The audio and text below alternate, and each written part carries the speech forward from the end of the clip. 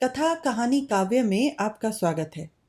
कहानियों, कविताओं और व्यंग के रूप में साहित्य हमें वक्त विशेष के देश, समाज और जीवन दर्शन से अवगत कराता है। यह हमारा एक प्रयास है ऐसी रचनाओं को आवाज़ देकर आप तक पहुंचाने का। हमारे साथ जुड़िए हमारे YouTube चैनल और Facebook पेज पर। Like, share, subscribe. कथा कहानी काव्य।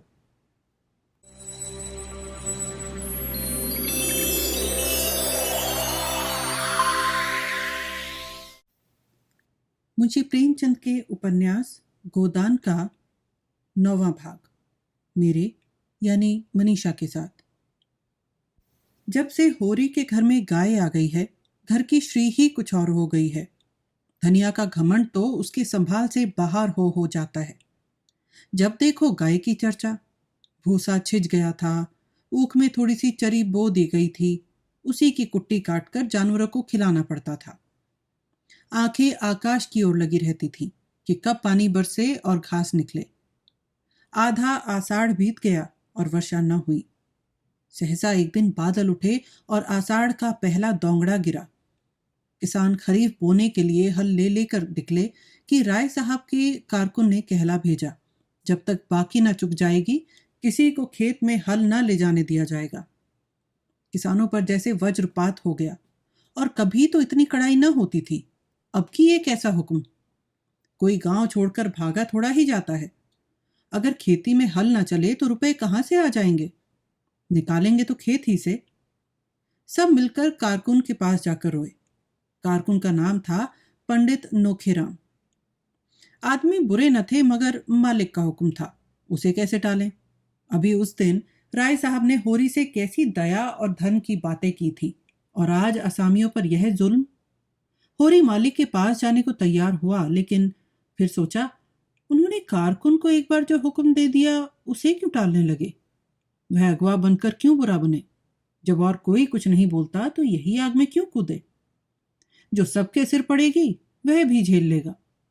किसानों में खलबली मची हुई थी। सभी गांव के महाजनों के पास रुपए के लिए दौड़े। गांव में मंगरू साहा की आजकल चढ़ी हुई थी। इस साल सन में उसे अच्छा फायदा हुआ था। गेहूं और अलसी में भी उसने कुछ कम नहीं कमाया था। पंडित दाता दीन और दुलारी सवाइन भी लेन देन करती थी। सबसे बड़े महाजन थे झिंगुरी सिंह। वह शहर के एक बड़े महाजन के एजेंट थे। उनके नीचे कई आदमी और थे जो आसपास के देहातों में घूम घूम कर लेन देन करते थे। इनके उपरांत और भी कई छोटे छोटे महाजन थे जो 2 आने रुपए ब्याज पर बिना लिखा पढ़ी के रुपए देते थे। गांव वालों को लेन देन का कुछ ऐसा शौक था कि जिसके पास 10-20 रुपए जमा हो जाते वही महाजन बन बैठता था। एक समय होरी ने भी महाजनी की थी। उसी का यह प्रभाव था कि लोग अभी तक यही समझते थे कि होरी के पास दबे हुए रुपए हैं। आखिर वह धन कहाँ गया?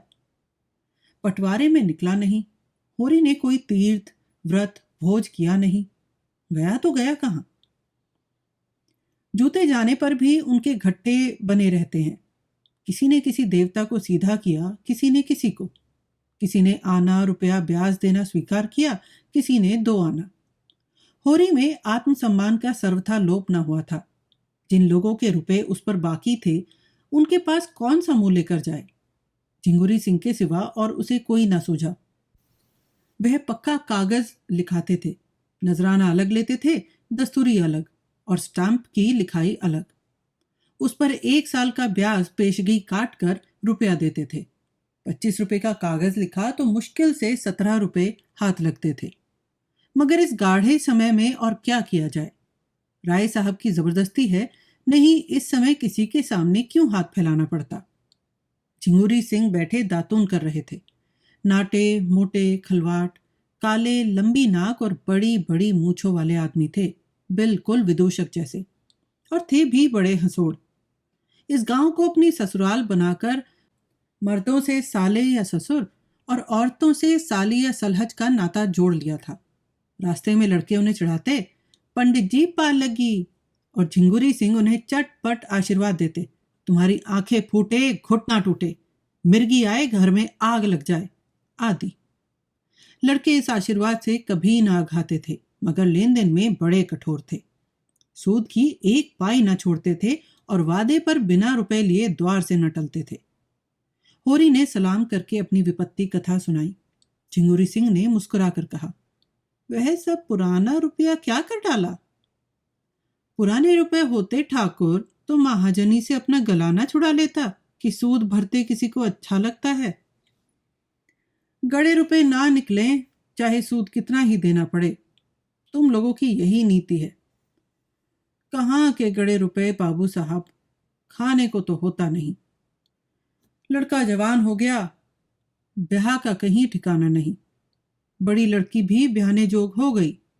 रुपए होते तो किस दिन के लिए गाड़ रखते। झिंगुरी सिंह ने जब से उसके द्वार पर गाय देखी थी, उस पर दांत लगाए हुए गाय का डील डॉल और गठन कह रहा था कि उसमें 5 सेर से कम दूध नहीं है। मन में सोच लिया था, होरी को किसी अर्दब में डालकर गाय को उड़ा लेना चाहिए। आज वह अवसर आ गया। बोले, अच्छा भाई, तुम्हारे पास कुछ नहीं है, अब राजी हुए। जितने रुपए चाहो ले जाओ, लेकिन तुम्हारे भले के लिए कहते हूं, कुछ गहने काठे हों तो गिरो रखकर रुपए ले लो। स्टाम्प लिखाओगे तो सूद बढ़ेगा और झमेले में पड़ जाओगे। होरी ने कसम खाई कि घर में कहने के नाम कच्चा सूत भी नहीं है। धनिया के हाथों में कड़े हैं, वह भी गिलट के। झिंगुरी सिंह ने सहानुभूति का रंग मुंह पर पोत कर कहा, तो एक बात करो, ये जो नई गाय लाए हो इसे हमारे हाथ बेच दो। सूद स्टाम्प सब झगड़ों से बच जाओ। 4 आदमी जो दाम कहें वह हमसे ले लो। हम जानते हैं तुम उसे अपने शौक के लिए लाए हो और बेचना नहीं चाहते, लेकिन यह संकट तो टालना ही पड़ेगा। होरी पहले तो इस प्रस्ताव पर हंसा। उस पर शांत मन से विचार भी न करना चाहता था, लेकिन ठाकुर ने ऊंच नीच सुझाया, महाजनी के हथकंडों का ऐसा भीषण रूप दिखाया कि उसके मन में भी यह बात बैठ गई। ठाकुर ठीक ही तो कहते हैं, जब रुपए हाथ में आ जाएं, गाय ले लेना। 30 रुपए का कागज लिखाने पर कहीं 25 रुपए मिलेंगे और 3-4 साल तक न दिए गए तो पूरे 100 हो जाएंगे। पहले का अनुभव यही बता रहा था कि कर्ज वह मेहमान है जो एक बार आकर जाने का नाम नहीं लेता। बोला, मैं घर जाकर सबसे सलाह कर लूं तो बताऊं। अरे सलाह नहीं करना है, उनसे कह देना है कि रुपए उधार लेने में अपनी बर्बादी के सिवा और कुछ नहीं है। मैं समझ रहा हूं ठाकुर, अभी आके जवाब देता हूं। लेकिन घर आकर उसने ज्यों ही वह प्रस्ताव किया कि कोहराम मच गया। धनिया तो कम चिल्लाई, दोनों लड़कियों ने तो दुनिया सिर पर उठा ली। नहीं देते अपनी गाय, रुपए जहां से चाहो लाओ। सोना ने तो यहां तक कह डाला, इससे तो कहीं अच्छा है मुझे बेच डालो, गाय से कुछ बेसी ही मिल जाएगा। दोनों लड़कियां सचमुच गाय पर जान देती थीं। रूपा तो उसके गले से लिपट जाती थी और बिना उसे खिलाए कौर मुंह में न डालती थी। गाय कितने प्यार से उसका हाथ चाटती थी, कितनी स्नेह भरी आंखों से उसे देखती थी। उसका बछड़ा कितना सुंदर होगा। अभी से उसका नामकरण हो गया था, मटरू। वह उसे अपने साथ लेकर सोएगी। इस गाय के पीछे दोनों बहनों में कई बार लड़ाइयां हो चुकी थी। सोना कहती मुझे ज्यादा चाहती है, रूपा कहती मुझे। इसका निर्णय अभी तक न हो सका था और दोनों दावे कायम थे, मगर होरी ने आगा पीछा सुझाकर आखिर धनिया को किसी तरह राजी कर लिया। एक मित्र से गाय उधार लेकर बेच देना भी बहुत ही वैसी बात है, लेकिन विपत में तो आदमी का धर्म तक चला जाता है। यह कौन सी बड़ी बात है। ऐसा ना हो तो लोग विपत से इतना डरें क्यों। गोबर ने भी विशेष आपत्ति न की। वह आजकल दूसरी ही धुन में मस्त था। यह तय किया गया कि जब दोनों लड़कियां रात को सो जाएं तो गाय झिंगुरी सिंह के पास पहुंचा दी जाए। दिन किसी तरह कट गया। सांझ हुई। दोनों लड़कियां 8 बजते बजते खा पीकर सो गईं। गोबर इस करुण दृश्य से भागकर कहीं चला गया था। वह गाय को जाते कैसे देख सकेगा, अपने आंसुओं को कैसे रोक सकेगा। होरी भी ऊपर ही से कठोर बना हुआ था, मन उसका चंचल था। ऐसा कोई माई का लाल नहीं जो इस वक्त उसे 25 रुपए उधार दे दे, चाहे फिर 50 रुपए ही ले ले। वह गाय के सामने जाकर खड़ा हुआ तो उसे ऐसा जान पड़ा कि उसकी काली काली सजीव आंखों में आंसू भरे हुए हैं। और वह कह रही है, क्या 4 दिन में ही तुम्हारा मन मुझसे भर गया? तुमने तो वचन दिया था कि जीते जी से ना बेचूंगा। यही वचन था तुम्हारा। मैंने तो तुमसे कभी किसी बात का गिला नहीं किया। जो कुछ रूखा सूखा तुमने दिया वही खाकर संतुष्ट हो गई। बोलो। धनिया ने कहा, लड़कियां तो सो गई, अब इसे ले क्यों नहीं जाते? जब बेचना ही है तो अभी बेच दो। होरी ने कांपते हुए स्वर में कहा, मेरा तो हाथ नहीं उठता धनिया, उसका मुंह नहीं देखती। रहने दो, रुपए सूद पर ले लूंगा। भगवान ने चाहा तो अब अदा हो जाएगा सब। 300-400 होते ही क्या है, एक बार ऊख लग जाए। धनिया ने गर्व भरे प्रेम से उसकी ओर देखा। और क्या, इतनी तपस्या के बाद तो घर में गऊ आई, उसे भी बेच दो। ले लो कल रुपए। जैसे और सब चुकाए जाएंगे वैसे इसे भी चुका देंगे। भीतर बड़ी उमस हो रही थी। हवा बंद थी, एक पत्ती न हिलती थी। बादल छाए हुए थे पर वर्षा के लक्षण न थे। होरी ने गाय को बाहर बांध दिया। धनिया ने टोका भी, कहाँ लिए जाते हो? पर होरी ने सुना नहीं। बोला, बाहर हवा में बांधे देता हूं, आराम से रहेगी, उसकी भी तो जान है। गाय बांधकर वह अपने मंझले भाई शोभा को देखने गया। शोभा को इधर कई महीने से दमे का आर्जा हो गया था। दवा दारू की जुगत नहीं, खाने पीने का प्रबंध नहीं और काम करना पड़ता था जी तोड़कर। इसीलिए उसकी दशा दिन दिन बिगड़ती जाती थी। शोभा सहनशील आदमी था, लड़ाई झगड़े से कोसों भागने वाला, किसी से मतलब नहीं, अपने काम से काम। होरी उसे चाहता था और वह भी होरी का अदब करता था। दोनों में रुपए पैसे की बातें होने लगी। राय साहब का यह नया फरमान आलोचनाओं का केंद्र बना हुआ था। कोई 11 बजते बजते होरी लौटा और भीतर जा रहा था कि उसे भास हुआ जैसे गाय के पास कोई आदमी खड़ा है। पूछा, कौन खड़ा है वहां? हीरा बोला, मैं हूं दादा, तुम्हारे कौड़े में आग लेने आया था। हीरा उसके कौड़े में आग लेने आया है, इस जरा सी बात में होरी को भाई की आत्मीयता का परिचय मिला। गांव में और भी तो कई कौड़े हैं, कहीं से भी आग मिल सकती थी। हीरा उसके कौड़े से आग ले रहा है तो अपना ही समझकर तो। सारा गांव इस कौड़े में आग लेने आता था। गांव में सबसे संपन्न यही कौड़ा था, मगर हीरा का आना दूसरी बात थी। और उस दिन की लड़ाई के बाद हीरा के मन में कपट नहीं रहता। गुस्सैल है लेकिन दिल का साफ। उसने स्नेह भरे स्वर में पूछा, तंबाकू है कि ला दूं? नहीं, तंबाकू तो है दादा। शोभा तो आज बहुत बेहाल है।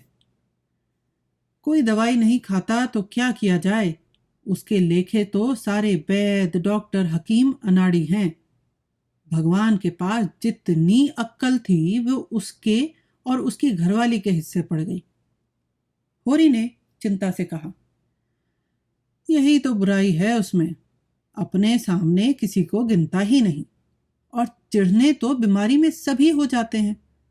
तुम्हें याद है कि जब तुम्हें इन्फ्लुएंजा हो गया था तो दवाई उठाकर फेंक देते थे। मैं तुम्हारे दोनों हाथ पकड़ता था, तब तुम्हारी भाभी तुम्हारे मुंह में दवाई डालती थी। उस पर तुम उसे हजारों गालियां देते थे। हाँ दादा, भला वह बात कैसे भूल सकता हूं। तुमने इतना ना किया होता तो तुमसे लड़ने के लिए कैसे बचा रहता। होरी को ऐसा मालूम हुआ कि हीरा का स्वर भारी हो गया है। उसका गला भी भर आया। बेटा, लड़ाई झगड़ा तो जिंदगी का धर्म है। इससे जो अपने हैं वह पराये थोड़े ही हो जाते हैं। जब घर में 4 आदमी रहते हैं तभी तो लड़ाई झगड़े भी होते हैं। जिसके कोई है ही नहीं, उसके कौन लड़ाई करेगा। दोनों ने साथ चिलम पी। तब हीरा अपने घर गया। होरी अंदर भोजन करने चला। धनिया रोष से बोली, देखिए अपने सपूत की लीला। इतनी रात हो गई और अभी तक उसे सेल से छुट्टी नहीं मिली। मैं सब जानती हूं, मुझको सारा पता मिल गया है। भोला की वह रांड लड़की नहीं है झुनिया, उसी के फेर में पड़ा रहता है। होरी के कानों में भी इस बात की भनक पड़ी थी, पर उसे विश्वास न आया था। गोबर बेचारा इन बातों को क्या जाने। बोला, किसने कहा तुमसे? धनिया प्रचंड हो गई। तुमसे छिपी होगी और तो सभी जगह चर्चा चल रही है। यह भुग्गा वह 72 घाट का पानी पिए हुए इसे उंगलियों पर नचा रही है और यह समझता है वह इस पर जान देती है। तुम उसे समझा दो, नहीं कोई ऐसी वैसी बात हो गई तो कहीं के न रहोगे। होरी का दिल उमंग पर था, चुहल की सूझी। जुनिया देखने सुनने में तो बुरी नहीं है, उसी से कर ले सगाई। ऐसी सस्ती महरिया और कहाँ मिली जाती है। धनिया को यह चुहल तीर सा लगा। जुनिया इस घर में आए तो मुंह झुलस तू रांड का। गोबर की चहेती है तो उसे लेकर जहां चाहे रहे, और जो गोबर इसी घर में लाए तो ये दोनों लड़कियां किसके गले बांधोगे? फिर बिरादरी में तुम्हें कौन पूछेगा? कोई द्वार पर खड़ा तक तो होगा नहीं। उसे इसकी क्या परवाह। इस तरह नहीं छोड़ूंगी लाला को, मर मर के पाला है, और झुनिया आकर राज करेगी, मुंह में आग डाल दूंगी रांड के। सहसा गोबर आकर घबराई हुई आवाज में बोला, दादा, सुंदरिया को क्या हो गया? क्या काले नाग ने छू लिया? वह तो पड़ी तड़प रही है। होरी चौकी में जा चुका था, थाली सामने छोड़कर बाहर निकल आया और बोला, क्या सगुन मुंह से निकालते हो? अभी तो मैं देखे आ रहा हूं, लेटी थी। तीनों बाहर गए। चिराग लेकर देखा, सुंदरिया के मुंह से फिचकुर निकल रहा था। आंखें पथरा गई थी, पेट फूल गया था और चारों पांव फैल गए थे। धनिया सिर पीटने लगी। होरी पंडित दाता दीन के पास दौड़ा। गांव में पशु चिकित्सक के वही आचार्य थे। पंडित जी सोने जा रहे थे, दौड़े हुए आए। दम के दम में सारा गांव जमा हो गया। गाय को किसी ने कुछ खिला दिया। लक्षण स्पष्ट थे, साफ विष दिया गया है।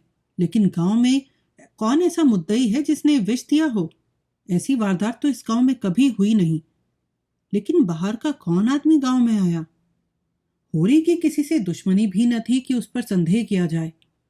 हीरा से कुछ कहा सुनी हुई थी, मगर वह भाई भाई का झगड़ा था। सबसे ज्यादा दुखी तो हीरा ही था। धमकियां दे रहा था कि जिसने यह हत्यारों का काम किया है उसे पाए तो खून पी जाए। वह लाख गुस्सैल हो, पर इतना नीच काम नहीं कर सकता। आधी रात तक जमघट रहा। सभी होरी के दुख में दुखी थे और बधिक को गालियां देते थे। वह इस समय पकड़ा जा सकता तो उसके प्राणों की कुशल न थी। जब यह हाल है तो कोई जानवरों को बाहर कैसे बांधेगा? अभी तक रात बिरात सभी जानवर बाहर पड़े रहते थे, किसी तरह की चिंता न थी। लेकिन अब तो एक नई विपत्ति आ खड़ी हुई थी। क्या गाय थी कि बस देखता रहे। पूजने जोग 5 सेर से दूध कम न था। 100 का एक एक बाछा होता। आते देर न हुई और यह वज्र गिर पड़ा। जब सब लोग अपने अपने घर चले गए तो धनिया होरी को कोसने लगी। तुम्हें कोई लाख समझाए, करोगे अपने मन की। तुम गाय खोलकर आंगन से चले तब तक मैं जूझती रही कि बाहर ना ले जाओ। हमारे दिन पतले हैं, न जाने कब क्या हो जाए। लेकिन नहीं, उसे तो गर्मी लग रही है। अब तो खूब ठंडी हो गई और तुम्हारा कलेजा भी ठंडा हो गया। ठाकुर मांगते थे, दे दिया होता तो एक बोझ सिर से उतर जाता और निहोरा का निहोरा होता। मगर यह तमाचा कैसे पड़ता? कोई बुरी बात होने वाली होती है तो मती पहले ही हर जाती है। इतने दिन मजे से घर में बंधती रही, न गर्मी लगी न जूड़ी आई। इतनी जल्दी सबको पहचान गई थी कि मालूम ही न होता था कि बाहर से आई है। बच्चे उसके सींगों से खेलते रहते थे, सिर तक न हिलाती थी। जो कुछ नाद में डाल दो चाट पोंछ कर साफ कर देती थी। लक्ष्मी थी, अभागों के घर क्या रहती। सोना और रूपा भी यह हलचल सुनकर जग गई थी और बिलक बिलक कर रो रही थी। उसकी सेवा का भार अधिकतर उन्हीं दोनों पर था। उनकी संगनी हो गई थी। दोनों खाकर उठती तो एक एक टुकड़ा रोटी उसे अपने हाथों से खिलाती। कैसा जीभ निकाल कर खा लेती थी, और जब तक उनके हाथ का कौर ना पा लेती खड़ी ताकती रहती। भाग्य फूट गए। सोना और गोबर दोनों लड़कियां रो धोकर सो गई। होरी भी लेटा। धनिया उसके सिरहाने पानी का लोटा रखने आई तो होरी ने धीरे से कहा, तेरे पेट में बात पचती नहीं। कुछ सुन पाएगी तो गांव भर में ढिंडोरा पीटती फिरेगी। धनिया ने आपत्ति की, भला सुनू, मैंने कौन सी बात पीटती कि यूं नाम बदनाम कर दिया? अच्छा, तेरा संदेह किसी पर होता है? मेरा संदेह तो किसी पर नहीं है, कोई बाहरी आदमी था। किसी से कहेगी तो नहीं? कहूंगी नहीं तो गांव वाले मुझे गहने कैसे गढ़वा देंगे? अगर किसी से कहा तो मार ही डालूंगा। मुझे मारकर सुखी न रहोगे। अब दूसरी मेहरिया नहीं मिली जाती। जब तक हूं तुम्हारा घर संभाले हुए हूं। जिस दिन मर जाऊंगी सिर पर हाथ धरकर रोगे। अभी मुझमें सारी बुराइयां ही बुराइयां हैं, तब आंखों से आंसू निकलेंगे। मेरा संदेह हीरा पर होता है। झूठ, बिल्कुल झूठ। हीरा इतना नीच नहीं है, वह मुंह का ही खराब है। मैंने अपनी आंखों से देखा। सच, तेरे सर की सौं। तुमने अपनी आंखों से देखा? कब? वही, मैं शोभा को देखकर आया तो वह सुंदरिया की नांद के पास खड़ा था। मैंने पूछा कौन है, तो बोला मैं हूं, हीरा। कौड़े में से आग लेने आया था। थोड़ी देर मुझसे बातें करता रहा, मुझे चिलम पिलाई। वह उधर गया, मैं भीतर आया और वही गोबर ने पुकार मचाई।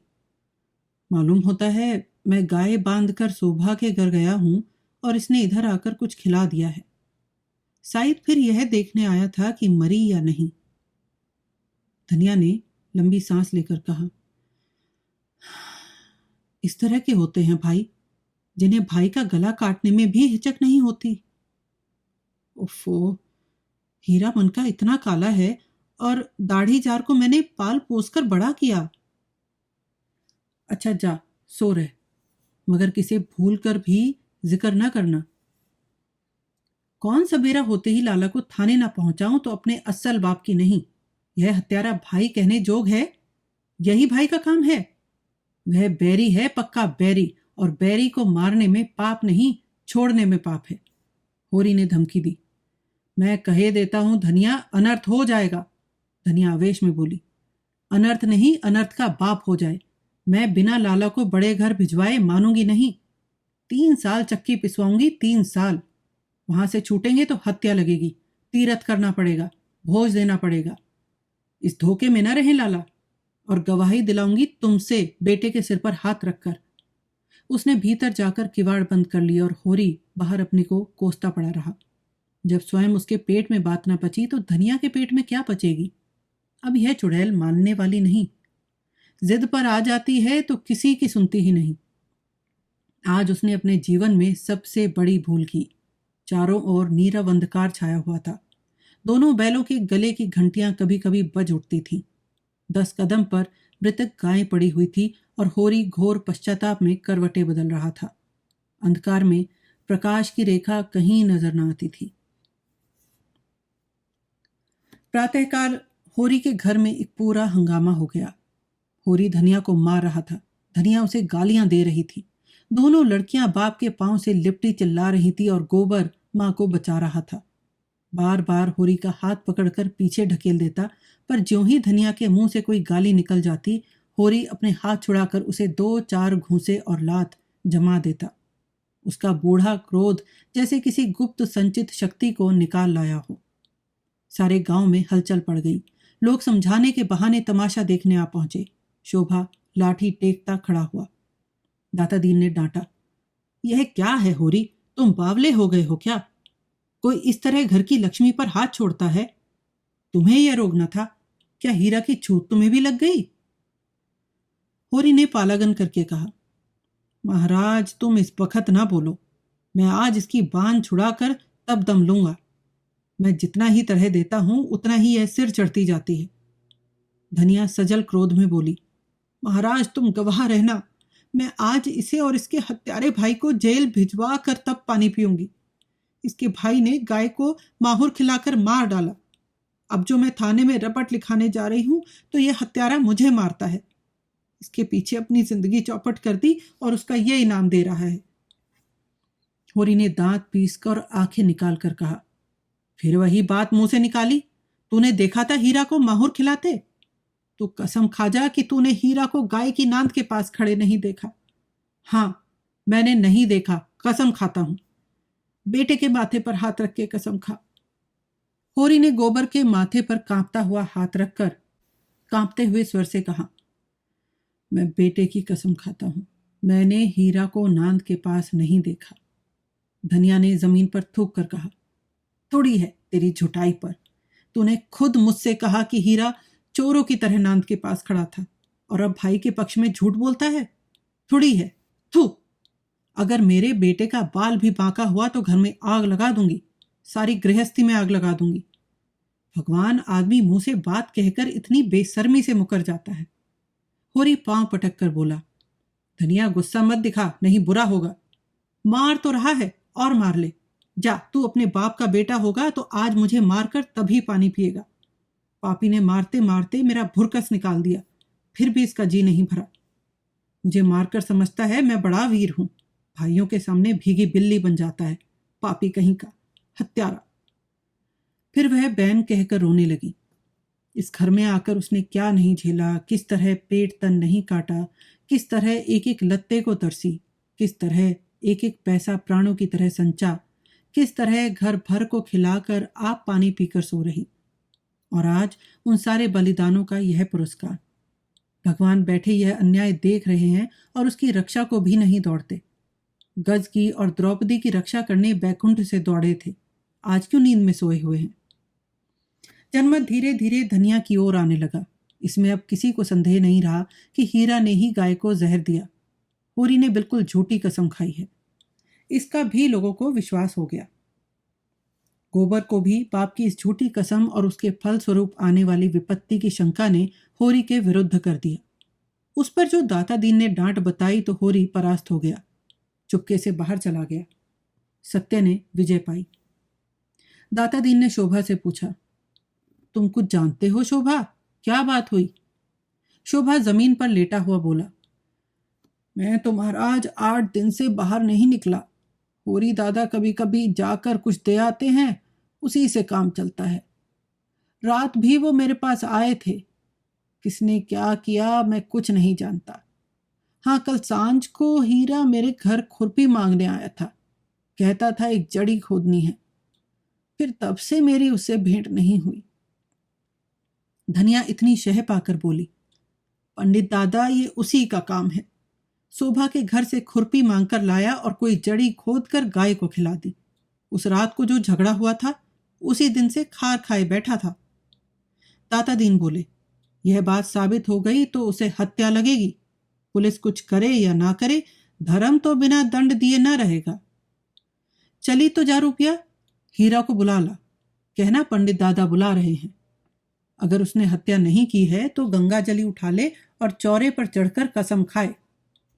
धनिया बोली, महाराज उसकी कसम का भरोसा नहीं, चटपट खा लेगा। जब इसने झूठी कसम खा ली जो बड़ा धर्मात्मा बनता है तो हीरा का क्या विश्वास। अब गोबर बोला, खा ले झूठी कसम, वंश का अंत हो जाए। बूढ़े जीते रहें, जवान जी कर क्या करेंगे। रूपा एक क्षण में आकर बोली, काका घर में नहीं है पंडित दादा, काकी कहती है कहीं चले गए हैं। दाता दीन ने लंबी दाढ़ी फटकार कर कहा, तूने पूछा नहीं कहाँ चले गए? घर में छिपा ना बैठा हो, देख तो सोना, भीतर तो नहीं बैठा है। धनिया ने टोका, उसे मत भेजो दादा, हीरा के सर हत्या सवार है, न जाने क्या कर बैठे। दाता दीन ने खुद लकड़ी संभाली और खबर लाए कि हीरा सचमुच कहीं चला गया है। पुनिया कहती है लुटिया, डोर और डंडा सब लेकर गए हैं। पुनिया ने पूछा भी कहाँ जाते हो, पर बताया नहीं। उसने 5 रुपए आले में रखे थे, रुपए वह नहीं है। 60 रुपए भी लेता गया। धनिया शीतल हृदय से बोली, मुंह में कालिख लगाकर कहीं भागा होगा। शोभा बोला, भाग के कहाँ जाएगा, गंगा नहाने ना चला गया हो। धनिया ने शंका की, गंगा जाता तो रुपए क्यों ले जाता, और आजकल कोई परब भी तो नहीं है। इस शंका का कोई समाधान न मिला। धारणा दृढ़ हो गई। आज होरी के घर भोजन नहीं पका, न किसी ने बैलों को सानी पानी दिया। सारे गांव में सनसनी फैली हुई थी। 2-2, 4-4 आदमी जगह जगह जमा होकर इसी विषय की आलोचना कर रहे थे। हीरा अवश्य कहीं भाग गया। देखा होगा कि भेद खुल गया, अब जेल जाना पड़ेगा, हत्या लगेगी अलग। बस कहीं भाग गया। पुनिया अलग रो रही थी, कुछ कहा न सुना, न जाने कहाँ चल दिए। जो कुछ कसर रह गई थी वह संध्या समय हल्के के थानेदार ने आकर पूरी कर दी। गांव के चौकीदार ने इस घटना की रपट की जैसा उसका कर्तव्य था। और थानेदार साहब भला अपने कर्तव्य से कब चूकने वाले थे। अब गांव वालों को भी उनकी सेवा सत्कार करके अपने कर्तव्य का पालन करना चाहिए। दाता दीन, झिंगुरी सिंह, नोखेराम, उनके चारों प्यादे, मंगरू साहब और लाला पटेश्वरी सभी आ पहुंचे और दरोगा जी के सामने हाथ बांधकर खड़े हो गए। होरी की तलबी हुई। जीवन में यह पहला अवसर था कि वह दरोगा के सामने आया। ऐसा डर रहा था जैसे फांसी हो जाएगी। धनिया को पीटते समय उसका एक एक अंग फड़क रहा था। दरोगा के सामने कछुए की भांति भीतर सिमटा जाता था। दरोगा ने उसे आलोचक नेत्रों से देखा और उसके हृदय तक पहुंच गए। आदमियों की नस पहचानने का उन्हें अच्छा अभ्यास था। किताबी मनोविज्ञान में कोरे, पर व्यवहारिक मनोविज्ञान के मर्मज्ञ थे। यकीन हो गया आज अच्छे का मुंह देखकर उठे हैं, और होरी का चेहरा कहे देता था इसे केवल एक घुड़की काफी है। दारोगा ने पूछा, तुझे किस पर शुभा है? होरी ने जमीन छुई और हाथ बांधकर कहा, मेरा शुभा किसी पर नहीं है सरकार। गाय अपनी मौत से मरी है, बुढ़ी हो गई थी। धनिया भी आकर पीछे खड़ी थी। तुरंत बोली, गाय मारी है तुम्हारे भाई हीरा ने। सरकार ऐसे बॉडम नहीं है जो तुम कह दोगे वो मान लेंगे। यहां जांच तहकीकात करने आए हैं। दारोगा ने पूछा, यह कौन औरत है? कई आदमियों ने दारोगा जी से कुछ बातचीत करने का सौभाग्य प्राप्त करने के लिए चढ़ा ऊपरी की। एक साथ बोले और अपने मन को इस कल्पना से संतोष किया कि पहले मैं बोला, होरी की घरवाली है सरकार। तो इसे बुलाओ, मैं पहले इसी का बयान लिखूंगा। वह कहाँ है, हीरा? विशिष्ट जनों ने एक स्वर में कहा, वह तो आज सवेरे कहीं चला गया है सरकार। मैं उसके घर की तलाशी लूंगा। तलाशी? होरी की सांस तले ऊपर होने लगी। उसके भाई हीरा के घर की तलाशी होगी और हीरा घर में नहीं है, और फिर होरी के जीते जी उसके देखते यह तलाशी ना होने पाएगी। और धनिया से अब उसका कोई संबंध नहीं, जहां चाहे जाए। जब तक वह उसकी इज्जत बिगाड़ने पर आ ही गई है तो उसके घर में कैसे रह सकती है? जब गली गली ठोकर खाएगी तब पता चलेगा। गांव के विशिष्ट जनों ने इस महान संकट को टालने के लिए कानाफूसी शुरू की। दाता दीन ने गंजा सिर हिलाकर कहा, यह सब कमाने के ढंग है। पूछो हीरा के घर में क्या रखा है। पटेश्वरी लाल बहुत लंबे थे, पर लंबे होकर भी बेवकूफ न थे। अपना लंबा काला मुंह और लंबा करके बोले, और यहां आया है किस लिए? और जब आया है तो बिना कुछ लिए दिए गया कब है? झिंगुरी सिंह ने होरी को बुलाकर कान में कहा, निकालो जो कुछ देना हो, यूं गला ना छूटेगा। दरोगा जी ने अब जरा गरज कर कहा, मैं हीरा के घर की तलाशी लूंगा। होरी के मुंह का रंग ऐसे उड़ गया था जैसे देह का सारा रक्त सूख गया हो। तलाशी उसके घर की हुई तो उसके भाई के घर की हुई, बात तो एक ही है। हीरा अलग सही, पर दुनिया तो जानती है वह उसका भाई है। मगर इस वक्त उसका कुछ बस नहीं। उसके पास रुपए होते तो इसी वक्त 50 रुपए लाकर दरोगा जी के चरणों पर रख देता और कहता, सरकार मेरी इज्जत अब आपके साथ है। मगर उसके पास तो जहर खाने को भी पैसा नहीं है। धनिया के पास चाहे 2-4 रुपए पड़े हों, पर वह चुड़ैल भला क्यों देने लगी? मृत्यु दंड पाए हुए आदमी की भांति सिर झुकाए अपने अपमान की वेदना का तीव्र अनुभव करता हुआ चुपचाप खड़ा रहा। दाता दीन ने होरी को सचेत किया, अब इस तरह खड़े रहने से काम ना चलेगा होरी, रुपए की कोई जुगत करें। होरी दीन स्वर में बोला, अब मैं क्या अर्ज करूं महाराज, अभी तो पहले ही की गठरी सिर पर लदी है और किस मुंह से मांगूं। लेकिन इस संकट से उबार लो। जीता रहा तो कौड़ी कौड़ी चुका दूंगा, मैं मर भी जाऊं तो गोबर तो है ही। नेताओं में सलाह होने लगी, दारोगा जी को क्या भेंट किया जाए। दाता दीन ने 50 का प्रस्ताव किया। झिंगुरी सिंह के अनुमान में 100 से कम पर सौदा ना होगा। नोखेराम भी 100 के पक्ष में था और होरी के लिए 100 और 50 में कोई अंतर न था। इस तलाशी का संकट उसके सिर से टल जाए, पूजा चाहे कितनी ही चढ़ानी पड़े। मरे को मन भर लकड़ी से जलाओ या 10 मन से, उसे क्या चिंता। मगर पटेश्वरी से यह अन्याय न देखा गया।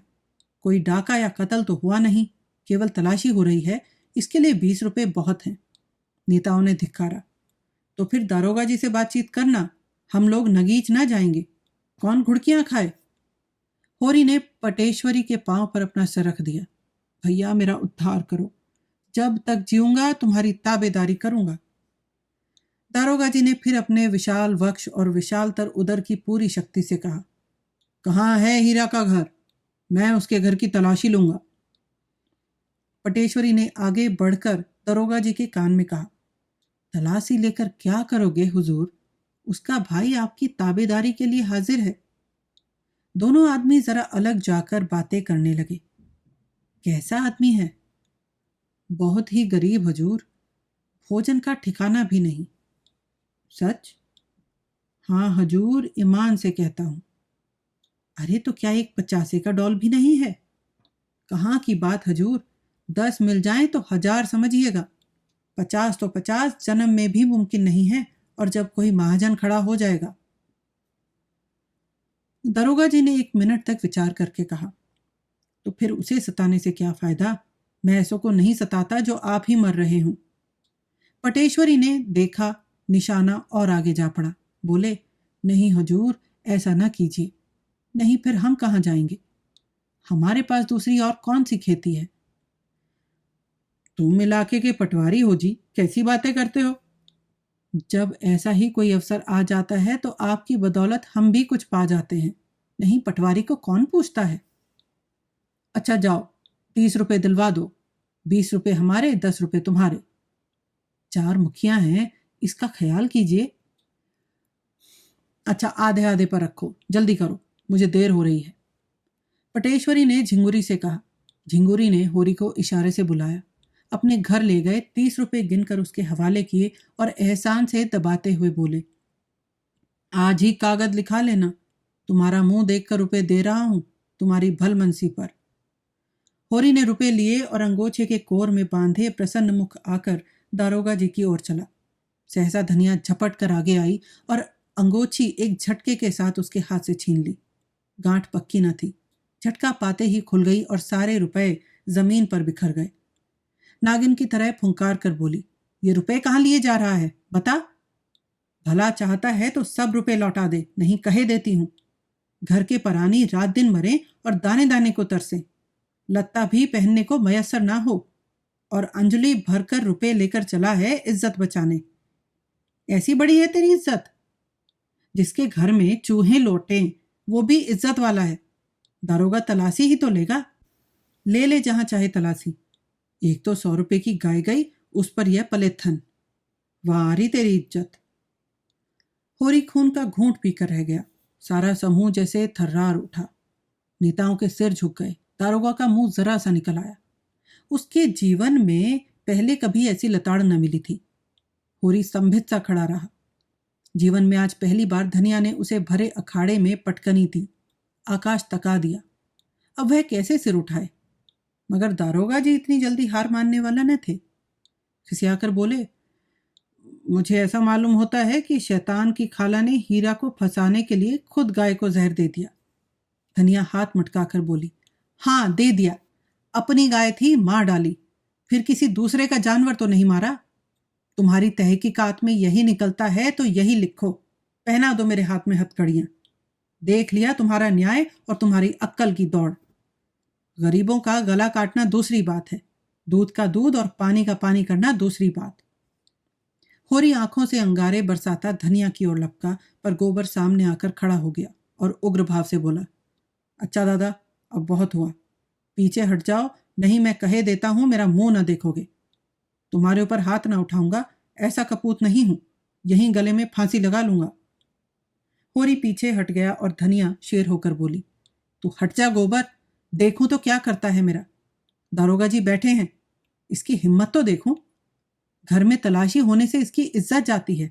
अपनी मेहरिया को सारे गांव के सामने लतियाने से इसकी इज्जत नहीं जाती। यही तो बीरों का धर्म है। बड़ा वीर है तो किसी मर्द से लड़। जिसकी बाह पकड़कर लाया उसे मारकर बहादुर ना कहलाएगा। तू समझता होगा मैं इसे रोटी कपड़ा देता हूं। आज से अपना घर संभाल।